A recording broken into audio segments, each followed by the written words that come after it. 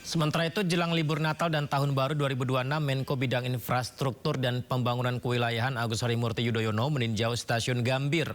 AHY menegaskan seluruh infrastruktur kereta api dalam kondisi siap beroperasi.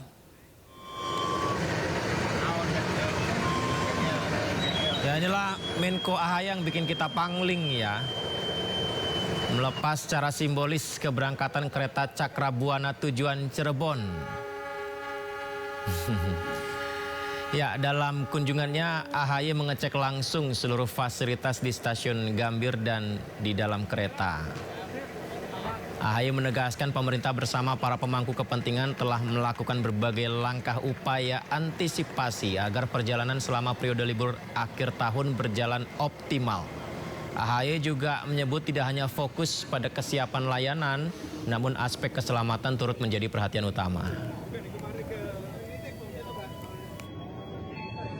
Tentu yang selalu berharap bahwa pelayanan kereta di Indonesia dimanapun itu benar-benar mengedepankan faktor keselamatan, itu nomor satu. Yang kedua tentunya ketepatan waktu atau on time performance, dan yang ketiga adalah kenyamanan. Ini yang menjadi kekuatan KAI selama ini. Oleh karena itu, termasuk di masa Nataru, kami ingin terus mendorong sekaligus berkolaborasi dengan KAI. Ya, kalau di Jakarta sedang bersiap-siap, di kawasan Malioboro, Yogyakarta sudah ramai wisatawan pemirsa saat ini. Mereka datang untuk berfoto dan berbelanja di kawasan legendaris tersebut.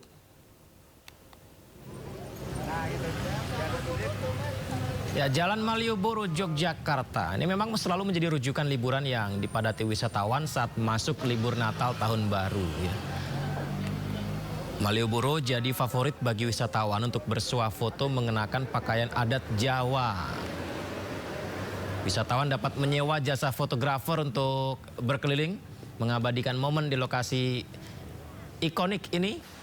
Mereka memburu beragam oleh-oleh seperti batik, kaos, juga macam-macam kue ya. Makanan khas dengan harga terjangkau dan bisa dibawa sebagai oleh-oleh.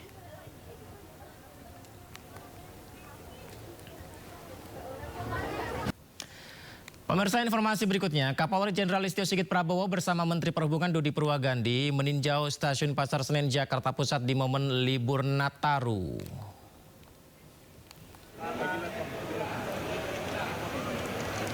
Nah, ini pemirsa kita lihat ya, jadi Kapolri dengan Menteri Perhubungan bersama rombongannya berkunjung ke stasiun Pasar Senen dan langsung mengunjungi pos pengamanan Nataru.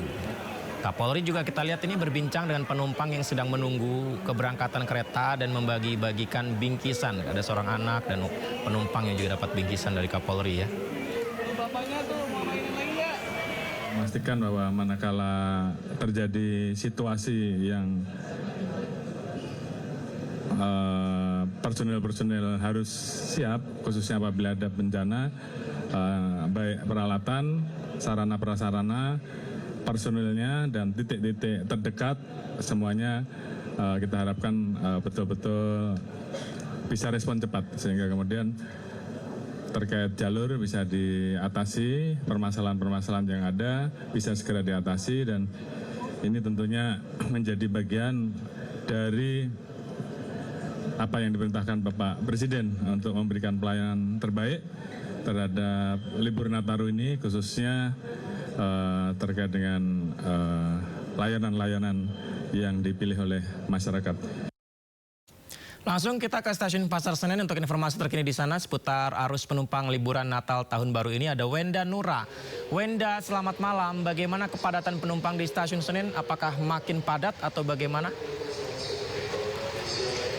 Selamat malam Yudi dan juga pemirsa. Di stasiun Pasar Senen ini memang sudah terlihat sekali adanya peningkatan jumlah penumpang.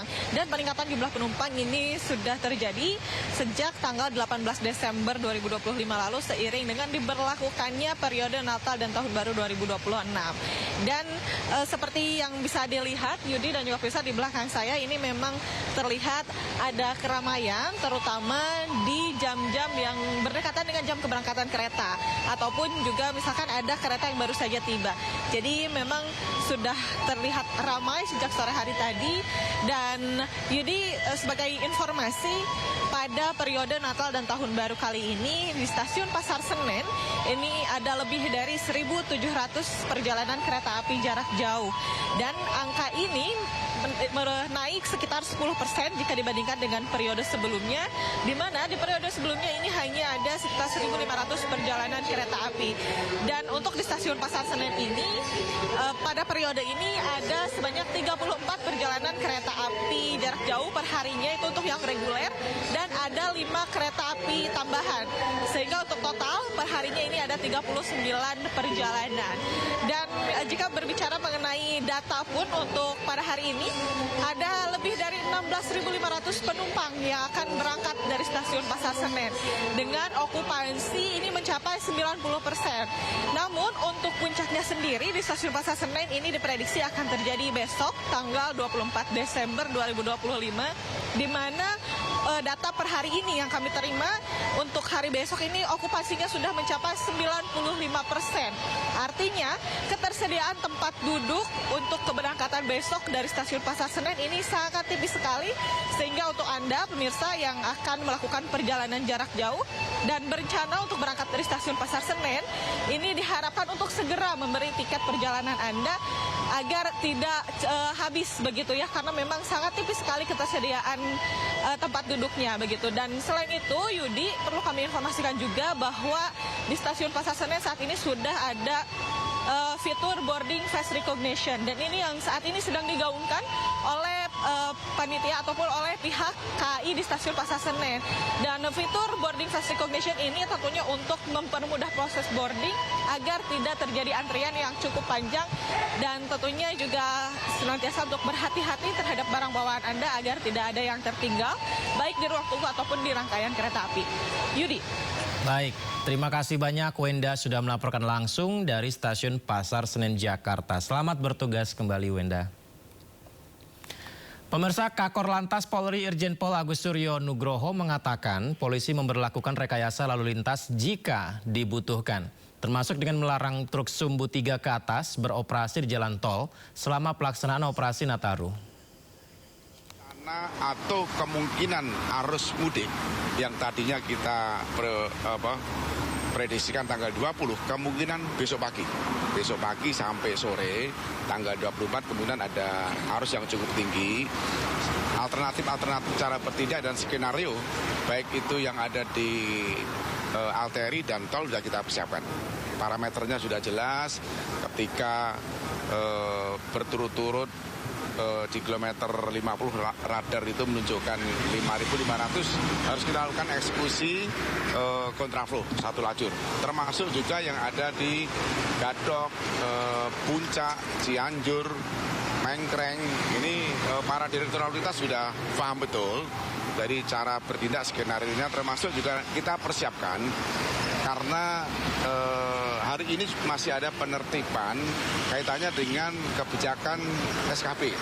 Jadi SKP di jalan tol kendaraan besar sumbu 3 tidak boleh dilalui kendaraan sumbu 3, dilarang. Ini clear dari operasi sampai terakhir. Tetapi untuk kendaraan sumbu 3 yang di non-tol, di arteri, itu masih diizinkan mulai jam 17 sampai dini hari.